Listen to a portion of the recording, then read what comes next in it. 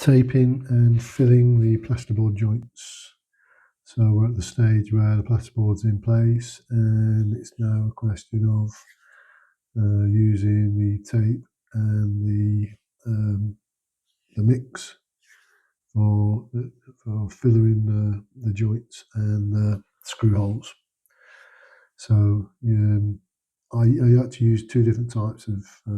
I've got a mesh, and I've also got this sort of paper band. So I use the two depending on what part of it I'm doing. So the first part is just up against where the old wall, the stone wall is. So it's a bit awkward. So I did foam it beforehand. And now we'll just have a quick look at the stuff that I use. It's called placo joint. It's just a standard sort of powder. It's very good in the fact that you can really feather it down when you're putting it on with a trowel, and it sands really well. It sands fairly easily. So it's quite a decent. I mean, they're all much of a muchness, to be honest with you. But it's quite a good paste. So you sort of use a paddle with your drill to mix it up in smallish proportions, depending on how proficient you are at it. And then you want it to be a bit like they say, a bit like a whipped cream. You want it to be, so you don't want it to be too wet or too dry. You want it Goldilocks. You want it to be Goldilocks mix, just right. So on this one, I'm just putting some stuff on, putting some on, some filler on first, just to accept the band. So you've got a gap where it's obviously it's uneven because there's nothing, like I said, nothing in the original house is plumb. And then it's just a question of tacking the tape to it. Just use the filler knife just to push it into the surface a little bit, and then you're going to go over the top of it afterwards. So with some more stuff, and try and get it as smooth as you can. I've never ever been able to do it in one go. Just I always need to do sort of two or three times. So I have seen people on YouTube doing it. It's quite obviously they're quite efficient at what they're doing. But whenever I've done the joints, I've never been able to get a joint done with just one take. So you can't. I normally do it. Let it dry sort of the next day, sand it down to what it's like, and then add a wee bit more to it. So it doesn't really bother me. It takes a little bit longer than some people might take, but it's as well to try and get it as good as you can and get it as smooth as possible. I hate seeing when you see sort of bands of filler that just haven't been sanded. Either you've put way too much on, or not enough on, or they've not been sanded.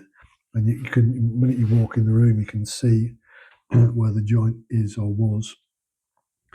So, for many years, I worked alongside a decorating firm in Streatham in South London called Albert Soden Limited, and learnt a lot from the painters and decorators that I worked alongside back then when we used to do sort of the brickwork and stuff for them when they had various contracts. So going back to the 1990s, talking about Albert Sodens. So and they would always spend a day sort of filling the house prior to, obviously just back in the day when they weren't doing joints like this. All the plasterwork was skimmed, but often it wasn't skimmed particularly well, so they would still spend time filling it and getting it right before they put their paint on. So, and I like to do the same here. Really, it doesn't bother me. It's going to take me two times to do it. So you do it the first day, get the tape in place, get it filled, get it as best as you can, as smooth as you can. Don't leave too much stuff on there. I'd sooner it be under on the first one than over, because if it's under, it sands really quickly, and then you can just put the second coat on when it's dry, and that way then you're near enough right. By the time you sand that again, it's almost invisible once you've painted it. And the same with all the sort of screw holes. So you just put a little tiny dab on each one, ready for sanding. Obviously, it's a bit messy when you come to sand, but it probably does beat skimming at all the walls, and the fact that it's quick. And really, once it's been filled and sanded, you can paint straight away. So there's a lot to be said for it. It's a good system. And on this one, it's mainly the upstairs. There's not really any plasterboard that I can think of downstairs, though there'll just be the petition for the downstairs loo, which will be in plasterboard, but the rest of the downstairs is all the original walls with the cob and the oak beams. So, and as I've shown previously, I did put a little bit of what they call map on the old cob, which was a bit rough and ready, so that I could get some sort of paint onto it at the end of the day. This is, you're currently looking at the third bedroom, so I'll sort of work my way through from the master to the second, and this was onto the third one now. And this has got a few interesting joints. There's some joints above where with these plasterboards, they come in, they've got tapered edges, so they're slightly recessed, which allows you to put the band on, and then once you fill it, it's at the same level as plasterboard. But you're always going to have instances where you're joining plasterboard where you haven't got any recessed edges to go to for whatever reason, like above the doors or whatever. So you have to sort of feather the mix a slightly larger area to get over the fact that the band that you're putting on is sitting already on the level of the plasterboard, and you need to feather sufficiently either side so that it doesn't notice once it's sanded and painted. And there's a few smallish bands like that. One of the bedroom windows is the same as well. So it's a tiny bit more work involved in that. And then obviously you've got things like the exterior corners, which again you tape up as well. And often with those, the French will use what they call baguettes to cover sort of exterior corners. It's basically beading, but anything long and thin, the French will call a baguette. So it doesn't just apply to bread here. So they will use baguettes, like timber sections that you can put over the exterior corners, and also trims you can put around the doors and that, just to hide any gaps. So I possibly will do that here, but I have still taped the exterior corners in the rooms where it's applicable, and then I'll have a look at it, and once it's finished, I may well just put a thin bit of baguette on there, and you normally just paint the baguette in the same colour as the wall. It's not like something separate. It's not like a skirting board or an architrave or whatever. It's just a good way of hiding or concealing an edge, and it's relatively inexpensive. So this is an area just over the door where there's a couple of joins there that haven't got tapered edges, and you can't really see from the distance. I'll just try and bring the filler out a little bit further than you would do ordinarily with the tapered edges. And then if you're looking at just on the right hand side, the board that's sort of at an angle, that hasn't been fixed in place yet, because I want to make sure that the show unit can go in via the showroom door, and if it won't, then I can just move that panel out of the way and put the shower in via that section there. So that bit of plasterboard will remain loose until the shower has been, or at least the shower unit is in place. Whether it's plumbed or not doesn't really matter. Just to make sure that I can actually get it in there. So people will be taking bets on whether a shower will fit. The shower I'm looking at is 80 centimetres by 80 centimetres by 2 metres high, I believe. So that should comfortably fit into that space. if you imagine that the full plasterboards are 2.5 metres high, which is what, 8 foot something, 8 foot 4, 8 foot 5. Um, so putting something in at 6 foot 6, which is about which is what 2 metres is. It should comfortably go in there and allow me then to run an extractor um, from that area through to the outside, just to help with any humidity problems that might arise from the shower room. So that's that taken care of. So that's just working my way around. Takes a time, this, but it's a necessary evil, because if you do a really good job on it, like I said, once it's painted and decorated, you don't see, it's like it's all been skinned. You don't see the joins, you don't see the marks, and it really makes a big difference to the look of a room.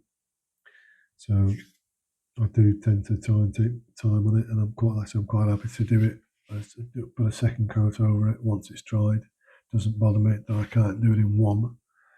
I'm not an expert at that, but I do tend to get a decent finish at the end. And what else have we got to talk about? So plasterboards more or less are all in place now. There's a tiny bit missing on the corridor. I'll have to order just a few more, and that'll come in with the next delivery, which should have in it the toilets, the shower, the cabin, various other bits and pieces, some worktops for the kitchen, and about 6 or 7 plasterboards, which should be sufficient just to finish off, and the downstairs loo as well. So that'd be quite nice to get that organised and get that in. I think I know what size that's going to be now, so not take up too much room out of the kitchen. Kitchen remains a decent size. So anyway, so here we are now. We're on to the exterior corner where you're coming into the room. So obviously again, you just put in the filler in either side prior to. And the nice thing about the tape is it's actually marked through the centre, so that you can lay it flat, or you can lay it on an interior angle or an exterior angle. So it's quite nice. It's all sort of the tape itself is sort of pre-marked, ready for that, so it's fairly easy to use. And you do get some guys that actually they use a full piece either side of the wall, and then they put the bit that's where you bent the band in two and then fitted it over. But I don't bother doing that. I just use the piece that it's sort of bent so that it fits either side, and then you just run it down just to help create your angled edge, your exterior edge. It's good enough, I think, for that, for what it is. Don't want to faff about too much of these things. And then you add some more, obviously, add in some more filler. I'll let that go off, and then the following day I'll sand it down, and then I'll do a second coat on it, and the second coat over them will be where it needs to be as far as the level's concerned, and nice and smooth. So it'd be nice to get that out of the way, nice to be able to get some paint on the walls. Normally I'll bring these walls in, everything in white initially, because it's a very good colour for showing defects and stuff. If there are any issues, it's a decent colour to see.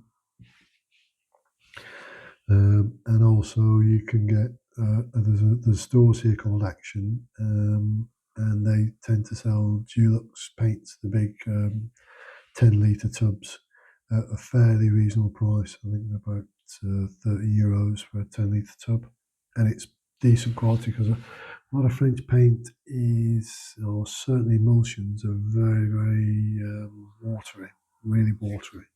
You end up putting about 7 or 8 coats on before you get to a point where you can't see what was behind it. So I tend to buy the white from Action, and then I'll decide on whatever colours these are going to be, and pick out something that's nothing going to be too outrageous. I don't think in this size it's going to be whites or off whites. I'd imagine something around that. around that vein. So gone are the days where we're freaky sort of bright reds and stuff in rooms. Maybe a bit of green. Do like a bit of green. I think it's a calming colour. But anyway, we'll see. A very pale green might work in one of these rooms. So that was me at speed doing that, and then we'll just have a very quick look. So this is where the plasterboard meets the wall. It's brought in. It's difficult to tell when you're looking at it like this, but that'll sand down well, and then I'll get a second one on it, and that should come up all right. And then just the screw heads get covered, and then the first bend. These are the easiest ones because these are the tapered joints. So you've already got a recess to allow your band to sit in before you put your filler in place. Anyway, now we're back to the end of this video. Obviously, I'll let you see when it's all been sanded and they've got the second coat on it. Thanks ever so much. Hope you found this interesting, and I look forward to showing another video very soon.